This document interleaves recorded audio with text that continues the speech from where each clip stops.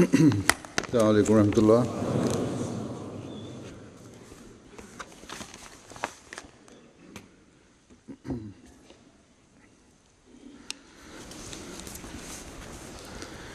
أشهد أن لا إله إلا الله وحده لا شريك له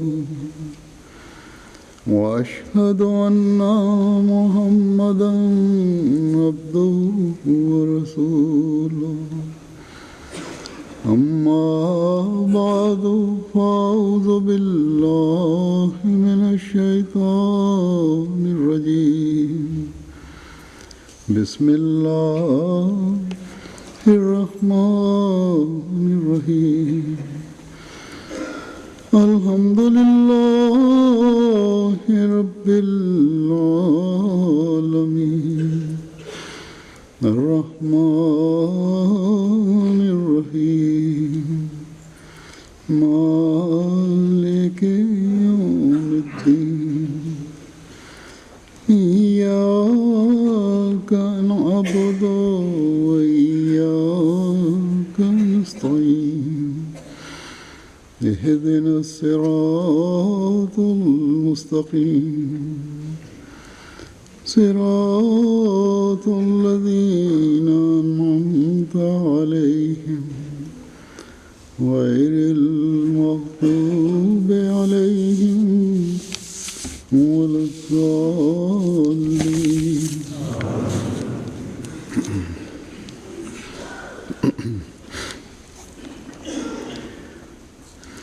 اللہ تعالیٰ کے فضل سے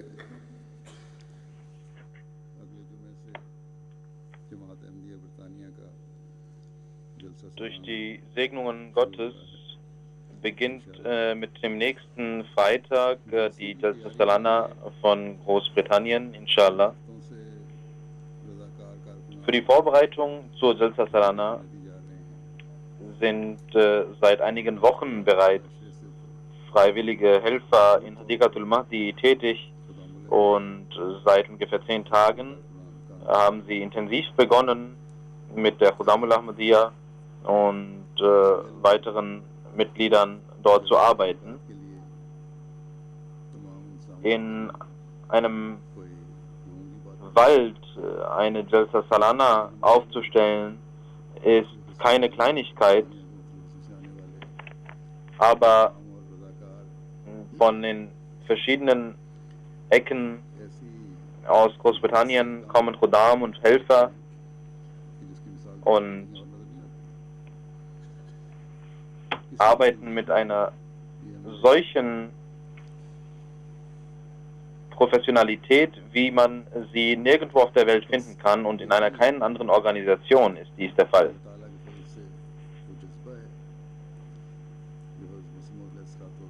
Das ist durch die Segnungen Gottes jener Eifer, den man durch das Bett des verheißenen Messias al-Islam, den die Jugendlichen und Helfer in sich geweckt haben. Ob es regnet oder die Sonne scheint, diese jungen Männer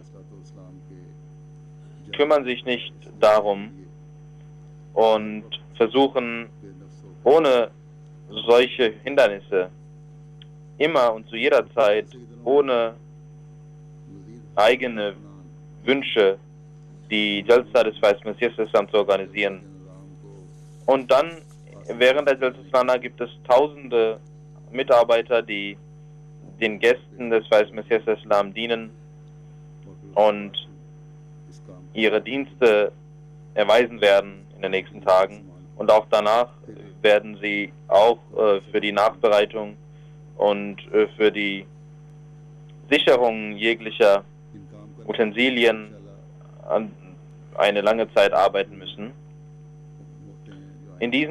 Unter diesen Mitarbeitern wird es Männer geben, inshallah, aber auch Frauen, Jungen, Mädchen, Kinder und Alte. Das ist ein Eifer, unvergleichlicher Eifer des Dienstes an die Jamaat des verheißenen Messias al-Islam, die wir heute nirgendwo sehen, außer in der Jamaat, die vom verheißenen Messias al-Islam gegründet wurde. In diesen westlichen Ländern, in denen es üblich ist, materiell sich weiterzuentwickeln und sich weltlich weiterzuentwickeln, und jeder in der Regel hat seine Prioritäten in dieser Hinsicht. Aber wir sehen, dass Ahmadi-Jugendliche mit Demut freiwillig helfen und dienen. Es ist also unsere Pflicht, dass wir immer für diese Mitarbeiter beten, dass Allah ihnen auf der einen Seite immer die Kraft gibt, demütig zu dienen, und auf der anderen Seite auch von jeglicher Schwierigkeit und jeglicher Sorge befreit. Dies sollte unser Gebet sein. Ich werde jetzt, wie es die Tradition ist und es auch die Pflicht ist, über Gastfreundschaft etwas sagen für die Helfer und Mitarbeiter. Es besteht kein Zweifel darin, wie ich gesagt habe, dass alle Mitarbeiter und Helfer alles versuchen, mit voller Aufmerksamkeit versuchen, die Gäste des verheißenen Messias al-Islam zu bedienen. Aber es gibt auch einige neue Teilnehmer und solche Kinder, die zum ersten Mal ihre Dienste zur Verfügung stellen. Und auch alte Mitarbeiter müssen sich noch einmal vergegenwärtigen, was die islamische Lehre bezüglich Gastfreundschaft ist und was die Praxis und das Vorbild, das gesegnete Vorbild des heiligen Propheten Muhammad sallallahu alaihi wasallam und seines wahren Liebenden und seine Wünsche und Worte waren. Diese müssen wir immer wiederholen, damit wir unser Niveau der Gastfreundschaft immer erweitern und verbessern können. Allah macht uns die Gastfreundschaft klar und erwähnt dabei die Gäste von Hazrat Abraham al-Islam. Als die Gäste zu Hazrat Abraham al-Islam kamen, war die erste Reaktion, dass er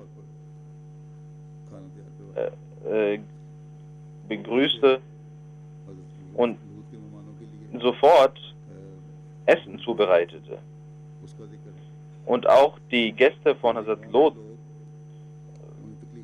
darüber wird berichtet, dass sie sich Sorgen machten über das Volk, und auch er wollte den Schutz der Gäste gewährleisten und dass das Volk sie nicht demütigt.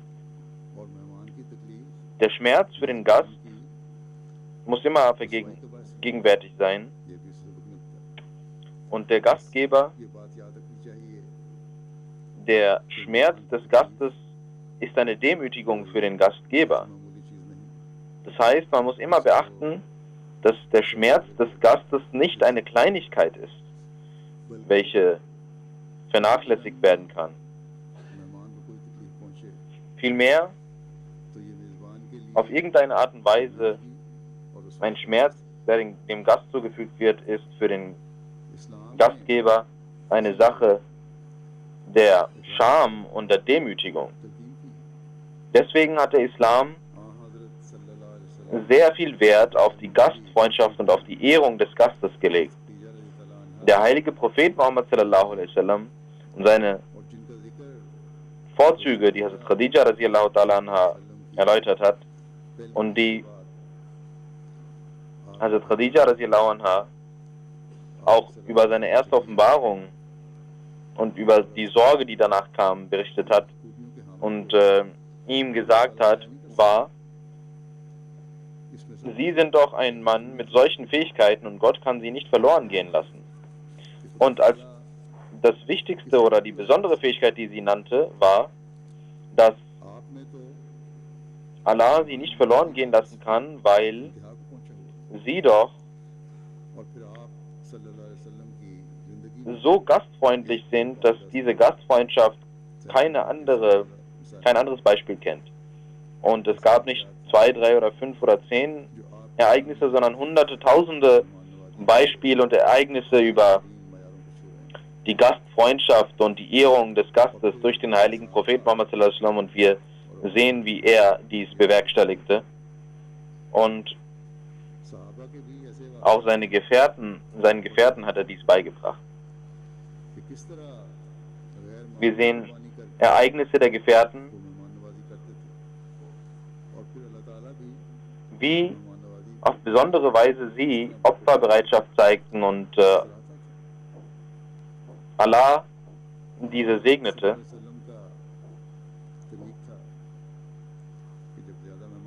Der heilige Prophet Muhammad sallallahu alaihi wasallam, seine Praxis war es, wenn mehr Gäste kamen, dass er jedem Gäste zuwies und auch selber Gäste betreute und diesen diente auch selbst. Es gab ein solches Ereignis, als er die Gäste verteilte und auch selbst sich Gäste zuwies, gab es einen Gefährten, Abdullah bin Toffa. Er sagt, ich war einer der Gäste, die dem heiligen Propheten Muhammad sallallahu alaihi wasallam zugeteilt wurden. Er nahm uns mit nach Hause und sagte zu Hazrat Aisha radiallahu anha, gibt es etwas zu essen zu Hause? Und sie sagte, es gibt etwas Harira zu Hause, welche ich für sie vorbereitet habe. An jenem Tag hatte der heilige Prophet Muhammad sallallahu alaihi wasallam gefastet und dieses wenige Essen war für seinen Iftari gedacht. Der heilige Prophet Muhammad sallallahu alaihi wasallam gebot, dieses zu holen. Er nahm etwas und nahm vielleicht einen Bissen davon und sagte zu den Gästen, sprechen Sie Bismillah und essen Sie. Und diese Gäste berichten, dass wir dies so aßen, dass wir es nicht anschauten und alle satt wurden. Und dann fragte der heilige Prophet Muhammad sallallahu alaihi wasallam, gibt es etwas zu trinken? Sie brachte einige Getränke mit und der heilige Prophet Muhammad sallallahu alaihi wasallam nahm einen Schluck daraus und sagte, sprechen Sie Bismillah und trinken Sie. Und die Gäste berichten, wir schauten uns dies nicht an und tranken und waren satt. Das war die Gastfreundschaft des heiligen Propheten Muhammad sallallahu alaihi wasallam.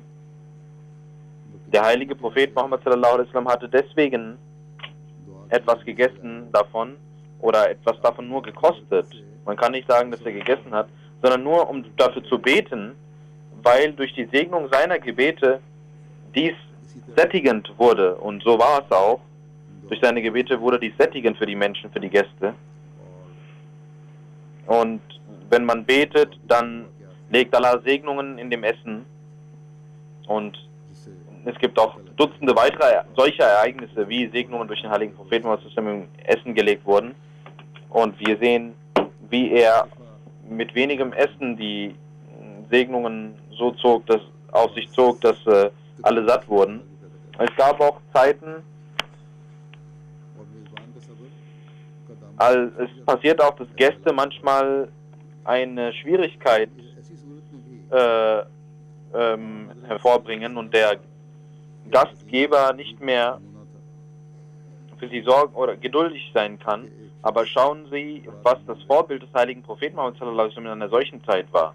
Es gab einen Menschen, der nachts als Gast bei ihm wohnte, weil es ihm schlecht ging oder übel war, oder vielleicht hat er dies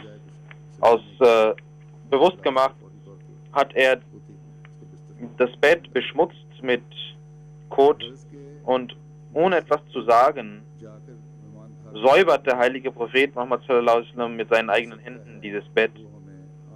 Und der heilige Prophet Muhammad sallallahu alaihi wasallam und sein Vorbild zeigt uns das höchste Maß an Gastfreundschaft, was möglich ist. Das Resultat war, als der heilige Prophet Muhammad sallallahu alaihi wasallam sein Vorbild an den Tag legte, dass die Gefährten genauso Opfer an den Tag legten. Und wir sehen auch in ihrem Leben Beispiele für Opferbereitschaft. Und wann immer man dieses Beispiel liest, muss man schmunzeln, als ein Gefährte des heiligen Propheten Muhammad sallallahu alaihi wasallam seine Kinder hungrig schlafen ließ und auch selber hungrig blieb, aber seinem Gast nicht wollte, dass er es merkt. Und ein Ansari, ein Helfer aus Medina, sagt, als der heilige Prophet Muhammad sallallahu alaihi wasallam mir einen Gast zuwies, fragte ich meine Ehefrau, haben wir etwas zu essen da? Sie sagte, wir haben ein wenig Essen da, was für die Kinder übrig geblieben ist oder was nur für die Kinder da ist. Und sie berieten sich und sagten, wir müssen irgendwie die Kinder zum Schlafen bringen und dem Gast das Essen vorlegen und irgendeinen Vorwand haben, dass wir die Kerze ausblenden. Und man brachte das Essen vor dem Gast und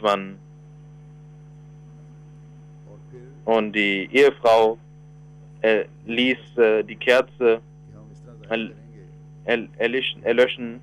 Und es wurde auch beschlossen, dass wir so tun werden, als ob wir auch essen würden in dieser Dunkelheit. Denn wenn wir dies nicht tun würden, dann würde der Gast nicht mehr essen und er könnte nicht mehr richtig essen. Durch diese Tat gaben sie dem Gast das Essen. Der Gast aß, bis er satt war, und als am nächsten Tag dieser Ansari vor dem heiligen Propheten Muhammad sallallahu alaihi wasallam ging, lachte und schmunzelte der heilige Prophet Muhammad sallallahu alaihi wasallam und sagte, deine Art und Weise gestern Nacht, wie du deinen Gast bedientest, war eine Art, dass Gott darüber lachte und lächelte. Das ist die Gastfreundschaft, die Allah so sehr gefiel, dass er dem heiligen Propheten Muhammad sallallahu alaihi wasallam dies mitteilte. Diese Gefährten waren solche, die selbst nicht nur ihrem eigenen Wesen, sondern vor ihren Kindern sogar Vorzug dem Gast gaben. Das waren Menschen, die das Wohlgefallen Allahs sicherlich erlangten und so zu Teilhabern der Segnungen des Diesseits und des Jenseits wurden. Das war der Eifer der Gefährten des heiligen Propheten Muhammad sallallahu alaihi wasallam. Und sie ließen dies aufgrund des Vorbilds des heiligen Propheten Muhammad sallallahu alaihi wasallam in sich wecken. In einer Überlieferung heißt es, dass der heilige Prophet Muhammad sallallahu alaihi wasallam sagte, ein Mensch, der an Allah und an dem Tag des jüngsten Gerichts glaubt, soll Gutes sagen oder ruhig bleiben. Und jemand, der an Allah und an den jüngsten Tag glaubt, er soll seinen Nachbarn ehren. Und jemand, der an Allah und an den jüngsten Tag glaubt, er soll seinen Gast beehren. Das sind die Ränge und das Niveau eines Gläubigen, welche auferlegt wurden. Wenn man seinen Glauben vervollkommnen möchte, dann werden wir auch das Wohlgefallen Allahs erlangen. Und wenn wir das Wohlgefallen Allahs erlangen, dann können wir von den Segnungen des Diesseits und des Jenseits profitieren. Der heilige Prophet Muhammad sallallahu alaihi wasallam, wenn ihm ein Gast zugewiesen wurde, oder wenn er anderen Gäste zuwies, dann fragte er auch, wie es ihnen ging. Es wird überliefert, dass einmal ein Stamm von Qais kam und der heilige Prophet Muhammad sallallahu alaihi wasallam den Ansar den Auftrag gab, ihre Gastfreundschaft zu übernehmen. Die Ansar nahmen diese Menschen mit. Als sie morgens zum heiligen Propheten Muhammad sallallahu alaihi wasallam kamen, fragte der heilige Prophet Muhammad sallallahu alaihi wasallam, wie haben eure Gastgeber euch bedient des Nachts? Sie sagten, o Prophet Allahs, sind sehr gute Leute. Sie haben für uns weiche Betten zur Verfügung gestellt, haben uns für uns gesorgt, haben uns zu essen gegeben, gutes Essen gegeben und haben uns auch gelehrt, was das Buch und die Sunna ist. Es gab auch Sitzungen und diese Sitzungen waren Sitzungen, die voller Zikr über Allah und den heiligen Propheten Muhammad sallallahu alaihi wasallam waren. Das sind also die Pflichten der Gastgeber, in deren Häuser Gäste kommen. Auch sie sollten nachts nicht absurde Dinge machen oder in absurden Dingen sich verwickeln und Gesprächen sich verwickeln, sondern in diesen Tagen Allahs und des Propheten gedenken. Sie sollen fromme Dinge lehren, beibringen und sprechen. Und gute Dinge und fromme Dinge lehren und beibringen. Es gibt auch Jugendliche und Kinder, die kommen. In unseren Jalsas kommen neben Ahmadis auch Nicht-Ahmadis in einer großen Anzahl. Sie übernachten in verschiedenen Orten und überall gibt es Mannschaften der Gastfreundschaft. Diese Mannschaften und Mitarbeiter sollen, die dienen, sollen versuchen, in jeder Unterkunft ihr Vorbild an den Tag legen, damit die Gäste sehen, dass sie an einer religiösen Veranstaltung teilnehmen und nicht an einer weltlichen Veranstaltung. Und sie sollen ihre moralischen Werte und ihren Umgang auf einem hohen Niveau aufzeigen. Des Nachts oder am Tage, wenn sie frei sind, sollen sie nicht absurde Dinge besprechen, sondern sollen über die Religion und den Glauben sprechen. Auch das wird sich auf die Gäste auswirken. Und sie werden sehen, was diese Menschen in diesen Tagen tun.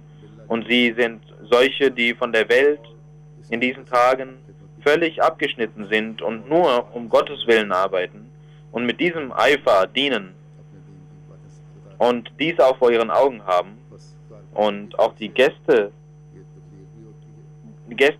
diese Dinge beibringen. Die Mitarbeiter können so Tablir machen und Tarbiyat machen für die Kinder und die Jugendlichen. Wir haben durch die Segnungen Gottes noch eine lange Reise vor, die Jamaat Ahmadiyya. Die Gefährten, möge Allah ihr Wohlgefallen ihnen erweisen, haben dies verstanden und haben nicht nur Gastfreundschaft diesem Stamm, den ich eben erläutert habe, gezeigt und ihnen eine gute Unterkunft gegeben und für sie gesorgt, ihnen gutes Essen gegeben, sondern sie haben auch für ihr spirituelles Wohl, für ihr religiöses Wohl und für ihr Wissenswohl gesorgt und versucht, auch dieses zu stillen, damit, wenn sie nach Hause gehen, auf besondere Weise sich selber erziehen können und die Botschaft des Islams an ihren Orten verbreiten können.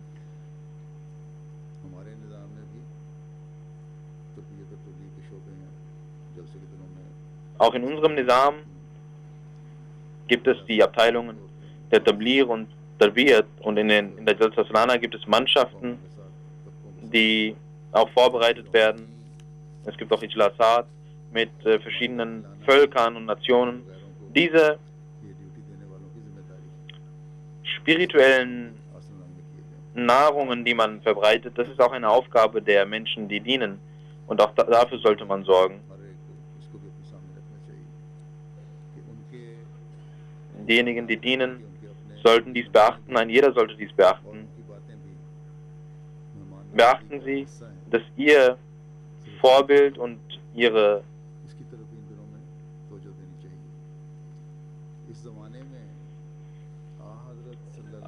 Verhalten ein Teil der Gastfreundschaft ist. Und auch dies sollten Sie beachten.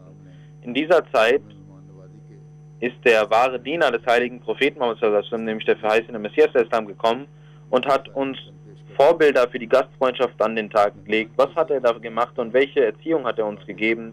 Ich möchte einige Beispiele nennen. Es gibt ein Ereignis über einen Gast, der nach Qadian kam und der auch das Bad gemacht hatte. Und er war auch ein Anhänger des verheißenen Messias der Islam.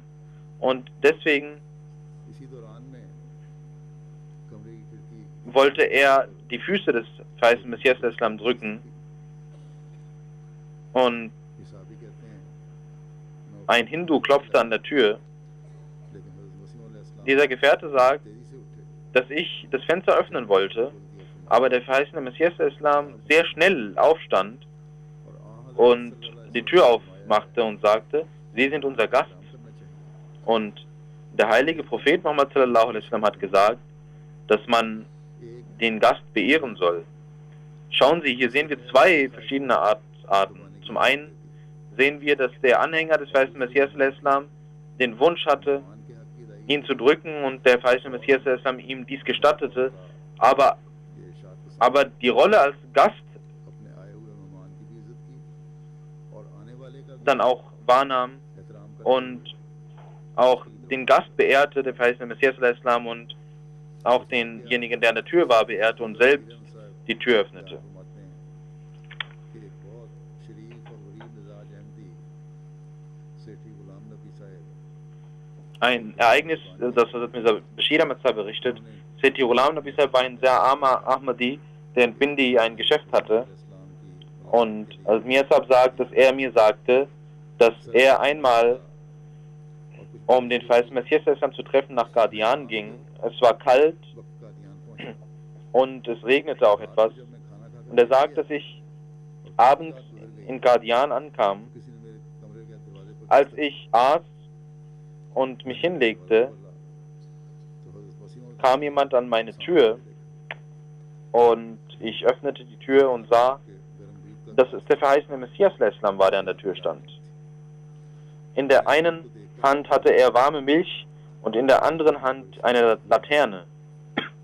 Er sagt, ich war besorgt, als ich Huzur sah, मैंने कहा aber Huzur sagte voller Liebe, P लें ich habe Milch bekommen von irgendwo und ich dachte, dass ich sie Ihnen gebe. Trinken Sie diese Milch, मेरी आंखों weil Sie bestimmt es gewohnt sind, Milch zu trinken.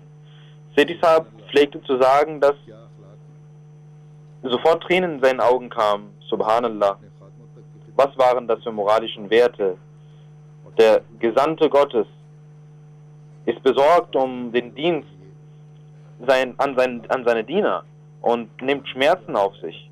Es gibt Menschen aus verschiedenen Orten, die verschiedene Gewohnheiten haben, und der verheißene Messias Islam ließ आप एक खाना तैयार करवा Essen für sie zubereiten.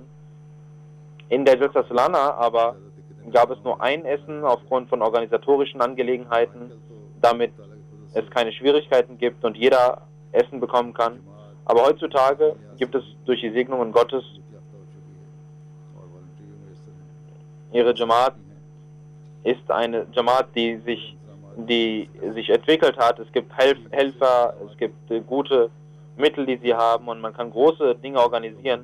Deswegen का इंतजाम होता है in der Jalsa Salana gibt es auch और खास इलाके के लोग ein Langar, ein generelles Langar, und es gibt für die Nicht-Ahmadis oder für bestimmte Ahmadis aus verschiedenen Orten oder für Kranke और हर्ज भी नहीं Essen, ना हर्ज मना und es ist nicht schwer, dies zu organisieren, बिला वजह इसके und auch es spricht auch nichts dagegen und man sollte dies auch tun. Es gibt Menschen, die ohne Grund solche Fragen stellen, लहदा खाना पक रहा है फलां के लिए लहदा इन लोगों को भी हौसला दिखाना चाहिए warum es हाँ anderes Essen gibt. इन खास गैर Sie sollten auch geduldig sein. जो हम तबशीर के मेहमान कहलाते हैं Es gibt verschiedene besondere ये बताने के लिए Gäste, die man als Tabshir-Gäste bezeichnet. क्या खाते हैं लंगर Auch ihnen muss man zeigen, deswegen sollte man auch das Essen des Langar dorthin stellen. Und es gibt viele Menschen, die dies sehr gerne auch essen. Aber man darf nicht mit Takalluf, also mit unnötiger, als es früher nicht möglich war, dies zu organisieren, hat man das nicht getan. Und weil da es heute möglich ist, diese Mittel da sind, ist es die Erfordernis der Gastfreundschaft, dass man dies organisiert. Auch in Rabwa, als dort Saslanas stattfanden, gab es ein Parhesi-Langar, und für die ausländischen Gäste gab es auch anderes Essen. Wenn es auch hier eine solche Organisation gibt, dann spricht nichts dagegen. Aber generell sollten die Ahmadis das generelle Langar essen. Auch die Amtsinhaber sollten das normale Langeressen auf die Helfer, außer खास मेहमान के साथ dass jemand eine Krankheit hat oder तो उस वक्त उनके साथ खाना खा लिया। er mit einem besonderen Gast auf Duty ist, हर एक को अपना नमूना dann दिखाना चाहिए। mit ihm essen muss. Aber generell sollte jeder sein Vorbild zeigen, dass das normale Essen auch die Amtsinhaber essen. इस बात को भी Der verheißene Messias al-Islam पसंद फरमाया है hat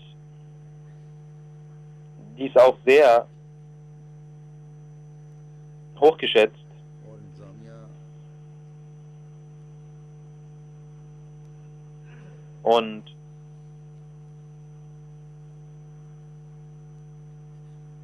के तकल्लुफ के साथ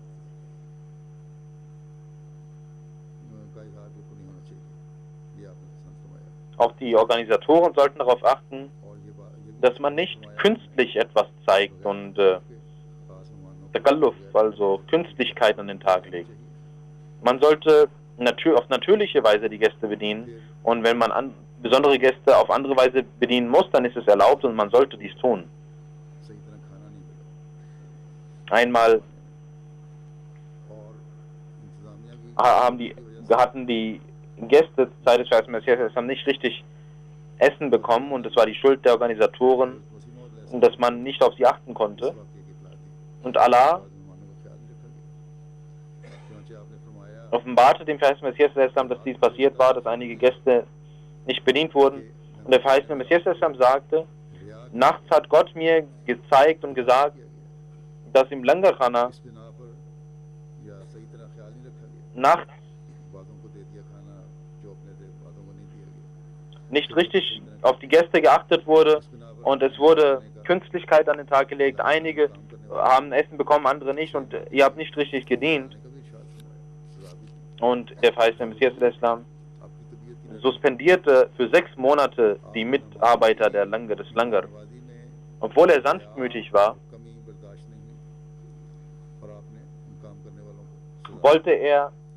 hat er nicht ausgehalten, dass die Gäste nicht betreut wurden und er strafte diese Mitarbeiter und ließ vor seinen eigenen Augen im Langar das Essen zubereiten. Die Shubha Mehman Nawazi sollte sehr darauf achten und behutsam sein, dass niemand auf irgendeine Art und Weise Schmerzen erleidet. Shubha Mehman Nawazi, Gastfreundschaft, ist eine wichtige Abteilung der Jalsa Salana. Diese Abteilung muss, auch wenn diese Abteilung läuft, laufen auch die anderen Abteilungen. Gastfreundschaft heißt nicht nur Essen organisieren oder Langar organisieren. Darin kommt Langar, das Verteilen und von Essen, auch das Lagern und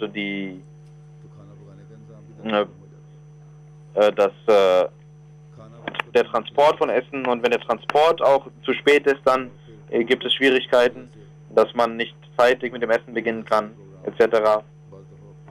Und deswegen die Programme der Jalsa Salana nicht zeitig beginnen können. Dann gibt es in der Gastfreundschaft im Mehman Nawazi auch die Verantwortung, Betten und so weiter bereitzustellen und auch die Sauberkeit der Toiletten und die generelle Sauberkeit. Auch der Parkplatz gehört zu Mehman Nawazi Gastfreundschaft. Wenn es Schwierigkeiten auf dem Parkplatz gibt, dann müssen die Gäste zum einen Schmerzen erleiden und auch das Programm der Jalsa Salana muss darunter leiden. Und wenn es regnet und dann wird dafür gesorgt, dass man die Wege richtig aufbereitet, auch das fällt unter Gastfreundschaft, dass man für die alten Buggies zur Verfügung stellt, es gehört zur Gastfreundschaft, oder die Parkplätze, die weiter weg, 10, 20 Minuten weiter weg sind, von dort die Gäste zur Salana zu bringen und mit dem Shuttle-Service, auch das fällt unter Gastfreundschaft. Auch das muss richtig organisiert sein. Es gibt viele Organisationen, die unter dem Begriff Gastfreundschaft fallen. Und wenn die Gastfreundschaft und die Organisation der Gastfreundschaft richtig ist, dann wird alles andere richtig laufen, weil alles andere weniger wichtig ist. den Gästen auch medizinische Versorgung zu gewährleisten, gehört zur Gastfreundschaft. Ich denke, über 80% der Arbeiten der Jalsa Salana fällt unter Gastfreundschaft. Jeder Mitarbeiter sollte also beachten, dass nicht nur die Shoba Mehman Nawazi, die Abteilung Mehman Nawazi, diese Arbeit und diese Aufgabe hat, die diese Badges der Mehman Nawazi tragen, sondern ziemlich jede Abteilung ist eine Abteilung, die unter den Begriff Gastfreundschaft fällt. Und für den Gast zu sorgen und für seine Ehre zu sorgen und ihn vor jeglichem Schmerz zu bewahren, ist die Aufgabe jedes Mitarbeiters. Möge Allah allen Mitarbeitern die Kraft geben, diese Verantwortung zu erfüllen, auf beste Weise zu erfüllen, und möge auch die Jalsa Salana segensreich sein. Heute ist auch der 14. August, welches der Tag der Unabhängigkeit von Pakistan ist. Auch in dieser Hinsicht möchte ich die Jamaat auf das Dua aufmerksam machen.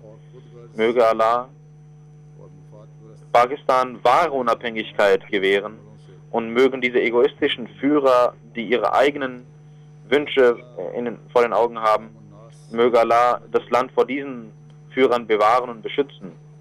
Möge Allah dem Volk Vernunft geben, dass sie solche Führer wählen, die wahrhaft treu sind und diese Treuhandschaft wahren. Und möge Allah ihnen auch die Kraft geben, zu verstehen, dass der Schutz dieses Landes und der Fortschritt dieses Landes nur dann gewährleistet werden kann, wenn man gerecht ist und die Rechte der anderen einhält, wenn man nicht Unrecht begeht. Und wenn man sich vor Unrecht bewahrt, kann dieses Land beschützt werden. Und dieses Land kann nur beschützt werden, wenn man Gott dient. Es gibt viele Menschen, die Allahs gedenken oder Allahs Namen sagen und sagen, wir machen das für Gott, aber sie tun nichts. Und sie im Namen des Rabbul Alamin, des Rahman und des Rahim wird Unrecht begangen.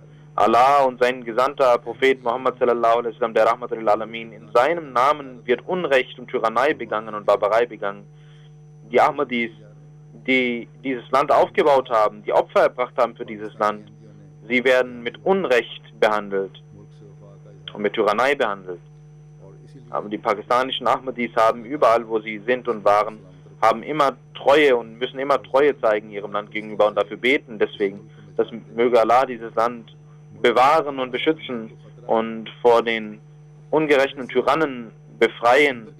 Und die Gefahr, die dieses Land hat, kommt nicht so sehr von außen, wie sie von innen kommt. Die egoistischen Führer und Ulema sind es, die dieses Land gefährden, wenn sie Gottesfurcht in ihren Herzen besitzen und so das Land führen würden, dann würde keine externe Kraft dem Land Schaden zufügen. Die pakistanischen Ahmadis sollten für ihr Land beten, sehr viel beten, dass Allah die pakistanischen Ahmadis auch wahre Unabhängigkeit gewährt und dieses Land beschützt wird und übrig bleibt. Nach dem Namaz werde ich ein Janaza Raib verrichten und davon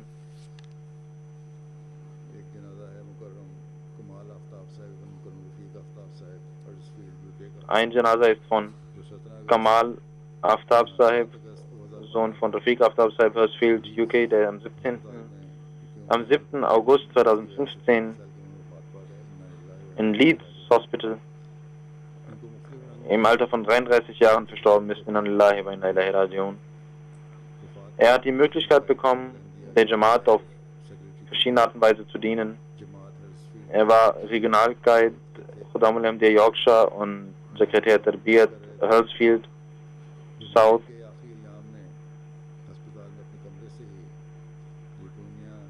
In den letzten Phasen seiner Krankheit, auch von seinem Krankenhauszimmer aus, hat er 50.000 Pfund organisiert für eine Wohltätigkeit und hat in verschiedenen Projekten im Tablir und im Dienst an der Menschheit gedient, und er war ein treuer, dem Khilafat treu ergebener Khadim, trotz seiner Schwäche und Krankheit hat er in der Khudamul Ahmadiyya auf dem Ijtima, auch vom Krankenhaus aus, hat er dort sich dann einen Fernseher besorgt und meine Ansprache sich angehört. The Guardian, in dieser Zeitung hat er, in diesem wurde er 2014 als Volunteer of the Year geehrt. Vor einigen Tagen vor seinem Tod kam er auch zu mir, um mich zu treffen, und trotz seiner Krankheit hat er mit Freude die Tage verbracht und hat nicht gezeigt, dass er leidet, obwohl er große Schmerzen hatte. Er war ein sehr treuer Mensch, mit dem Khilafat war er immer treu. Sein Bruder Farooq Sahib schreibt, dass er der von Sayyid Aladid Sahib der Gefährte des Weißen Messias Islam, der Urenkel war, und im Jahre 1953 und 1974 hat der Großvater Jamaluddin Sahib wurde angegriffen. Jamaluddin Sahib war auch 6 Monate lang als Asir Rahimullah, also sein Großvater, sein Dada. Kamal Sahib war ein sehr sanftmütiger Mensch, der anderen half, den die Menschen mochten. Auch Nicht-Ahmadis kannten ihn und man hörte nur Gutes über ihn. Er war unter Alten und Jungen sehr befreundet, diente den Eltern und kümmerte sich um seine Geschwister und um seine Gebete. In Khidmat al-Khalq war er sehr beschäftigt, in Humanity First, im Programm des Humanity First Gift of Sight hat er geführt. In Ostafrika hat er auch dafür gedient, dort Augenkliniken zu errichten. Er war ein Da'ilallah, ein Aktiver, der immer Tabligh machte. Auch während seines Aufenthalts im Krankenhaus hat er den Ärzten die Jamaat vorgestellt und sagte auch zu mir, dass er dort auch im TA sich eingerichtet hat und auch anderen diese Programme zeigt und so auch Tabligh macht. Majlis Ansar, Sultan al-Qalam, hat er auch gedient und er hat über 100 Interviews geführt und 100.000 Menschen so die Botschaft des Islams überbracht. Yusuf Saib, sein Bruder, sagt, dass er auch die schwachen Khuddam und Atfal immer mit persönlichem Kontakt versuchte, der Jamaat näher zu bringen und in ihren Herzen Liebe für das Khilafat legte. Und er kam auch mit den Khuddam nach London, um dort mit Khuddam zu beten und eine Bindung mit dem Khalifa Waqt herzustellen. Und die Khuddam und die Amla-Mitglieder wies er immer auf das Namaz hin und zeigte auch eigene Vorbilder. Er brachte auch einige Khuddam für das Namaz al-Fajr mit.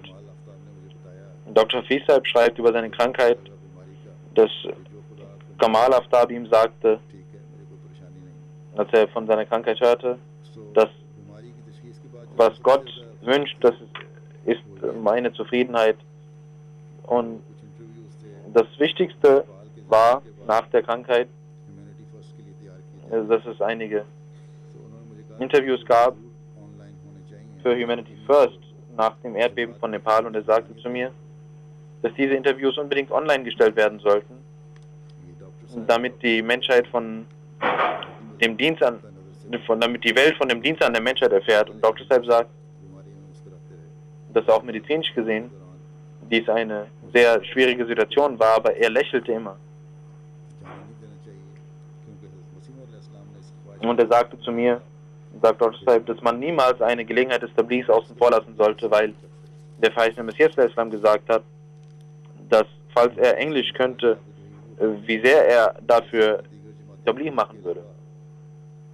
Abid Wahid, unser Pressesekretär, in Charge sagt, dass Kamal Saib neben seinen Jamaat-Verantwortung auch neue Kontakte in unserem Pressebüro erstellte. Auch während seines Krankenhausaufenthalts versuchte er, Journalisten für die Jalsa zu gewinnen. Und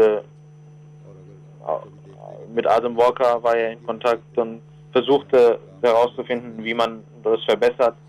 Und er war sehr emotional und sagte, wir sollten die Wichtigkeit dieser Arbeit verstehen. Während den Verantwortungen auf der Jalsa konnte er nicht manchmal nicht schlafen, und trotzdem war er immer sehr frisch, und seine Natur, seine aktive Natur war eine sehr ansteckende Natur. Er war sehr ohne irgendeinen Schmerz oder irgendeine war sehr aktiv in was Kontakte anging, und auch einige Zeitungen berichteten über seinen Tod, und in Social Media wurde er geehrt von verschiedenen Persönlichkeiten, und auch seine Verantwortung in der Jamaat. Zum Beispiel ITV-Journalist Arthur Clarke sagt, dass ich als Journalist keine Worte habe, um zu beschreiben, wie solche gute Menschen die Welt verlassen.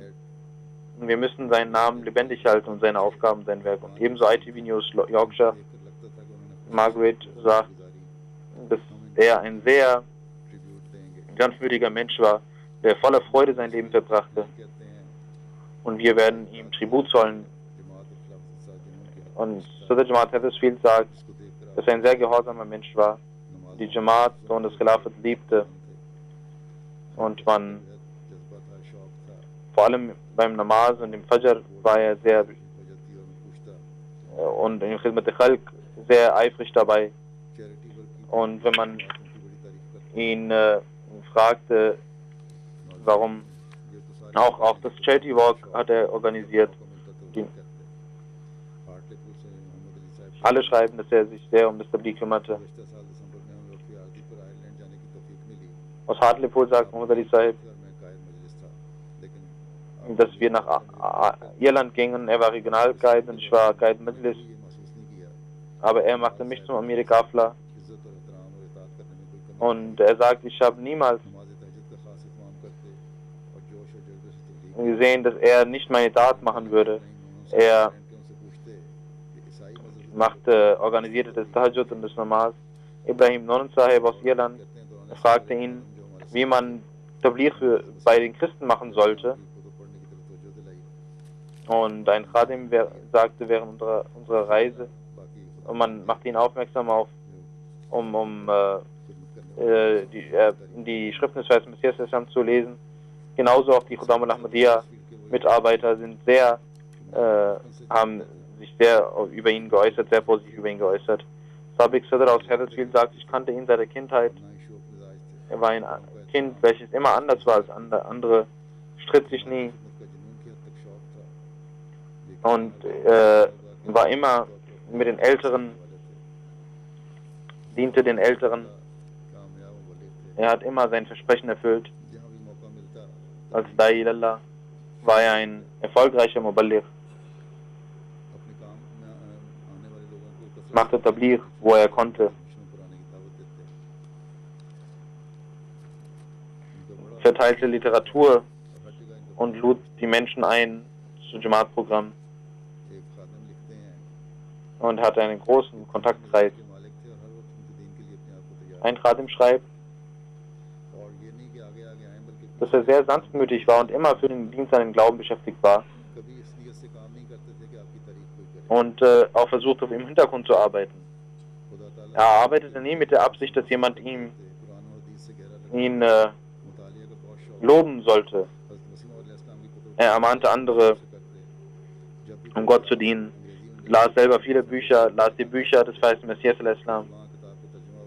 Immer wenn er ein Buch des Versen Messias al-Islam sah, machte er andere aufmerksam, dass es das Buch in Englisch gibt. Er hatte sehr viele Fähigkeiten. Möge Allah seine Ränge erhöhen und seinen alten Eltern auch Geduld geben und ihnen Geduld geben. Auch seine Verwandten, möge Allah allen Geduld und Standhaftigkeit geben. Zum Zweiten gibt es ein Janaza von Muhammad Naim Awan Sahib,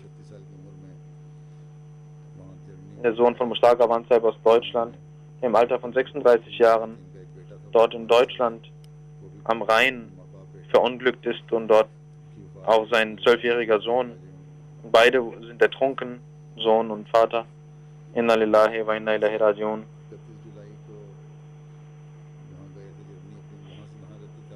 Naim Awan Sahib एहलिया और 3 बच्चों से ging am 31. Juli nach Deutschland. Er war heutzutage in England und er wollte seine Eltern treffen. हल्के पानी Dort während eines आ रहे थे Programms am Rhein, eines Freizeitprogramms, war er mit den Kindern am Baden, als zwei große Boote dort vorbeifuhren und große Wellen auch kamen. उस रेले की ज़्यादा Und durch diese Wellen पानी ने अपने अंदर खींच लिया लेकिन मौके पर मौजूद sind 5 Personen dort in diese Wellen geraten und लिया ताहम ein Deutscher dort डूबते हुए देखा rettete 3 Personen dort, aber als Naim Saab seinen Sohn छलांग लगाई retten wollte, ging er आगे बढ़े hinein, हमेशा मेरा ख्याल है लेकिन दोनों बाप बेटा sprang er hinein. पानी की तेज लहरों में बह गए Ich glaube, er war schon im Wasser, aber beide, Vater und Sohn, की लाश मेरी उनकी konnten dann nicht den Wellen standhalten. बेटे Am के nächsten Tag wurde sein Sohn gefunden, sein Leichnam wurde bereits in der Nacht gefunden, am nächsten Tag der Leichnam von seinem Sohn. Er war von Maulvi Ahmad Ishaq Sahib Qusur, Sahabi, der Urgroßenkel und Gefährten des Weißen Messias, und बतौर कायद in der Jamaat Deutschland, Usingen, की तमीर के दौरान बुखारी में diente er als Qaid Majlis. In Beit al-Huda, Usingen, machte er Vakari Amal. यहाँ भी आप मजलिस खुदाम Ahmadiyya Im Januar 2005 kam er nach Großbritannien. Auch hier war er in der Khudam al-Ahmadiyya ein aktives Mitglied. के देना और इसके अलावा बुखारी में Kam zur Moschee und machte Sicherheitsduty. की सादत भी 2012 में मिली Und Vakari Amal बड़े खुश अखलाक मिलनसार konnte 2012 auch Umrah machen. War ein sehr sanftmütiger Mensch, der anderen अजीज़ राजिया अवान half, अजीज़ नताशा अवान 14 साल da sein, बहन और 3 छोटे भाई और बहन छोड़े हैं er hat eine Frau, Farooq 2 Töchter, जिनके Brüder, 2 Brüder und eine Schwester hinterlassen. Farooq Aftab ist auch der Mordmet von Khudam al-Ahmadiyya. जो जनाजे की खुदाया था Das ist das erste Janaza, was ich genannt habe. कि भाई हैं ये भी कहते हैं कि नईम अवान साहब Kamal Aftab ist der Bruder von Farooq Aftab. बहुत खुश अखलाक Auch er sagt, नेक और दूसरों dass Naim Awan Sahib, ich kannte ihn sehr lange church से पहले तक उन्हें काफी मसाइल का सामना था लेकिन उन्होंने und er diente anderen immer. Er hatte viele Schwierigkeiten vor einiger Zeit, aber er London besprach dies mit niemandem मस्जिद und वो कहते हैं कि दूसरों की मदद बहुत आगे बढ़ कर करते हैं er war, खुद किसी को der Qaid Halka von Masjid Fazal sagt, dass er anderen immer sehr half मुश्किलात नहीं बताते थे und nie selber zur Last für andere wurde. इसी तरह जर्मनी के एक Niemanden von seinen Schwierigkeiten erzählte. वो कहते हैं कि हमारी जमात Genauso 3 अगस्त sagt ein सोमवार को Sadr Jamaat von Bad Homburg, Tablighi नशिस्त होनी थी dass am 3. August नमाज सेंटर में काम eine Tabligh-Veranstaltung mit den deutschen Gästen stattfand. Und er sagt, dass ich zum Namaz-Center ging, um dort zu sehen. Und Naim Awan Sahib war da, um seine Eltern zu treffen, aber auch er war da, dass er mitarbeitete. Und ich war sehr erfreut und fragte, wie sind Sie hergekommen? Und er sagte, dass ich mit meinem Bruder gekommen bin, damit auch ich hier dienen kann und diese Tabligh-Veranstaltung auch mitorganisieren kann. जलसे में यूके में मुतद्दीन बड़ा बढ़ चढ़ हिस्सा लेते थे उनके दोस्त एक लिखते हैं आसिम साहब जलसे Auf jeder Jalsa Salana एक माह कबल machte er Khidmat und sein Freund Asim Saib schreibt dies. रोजाना सुबह से लेकर शाम तक हदीकतुल Einen Monat vor Jalsa nahm er immer Urlaub und einen ganzen Monat von morgens bis abends in Hadikatul Mahdi machte er Vakari Amal mit Treue हर किस्म का भारी काम und er war ein sehr पेश करते थे उसके लिए fleißiger Mensch, der alles mit jegliche Last trug und für sich zur Verfügung stellte. Möge Allah seine Ringe erhöhen und seinen Verwandten Geduld geben und auch seinen Töchtern Geduld geben.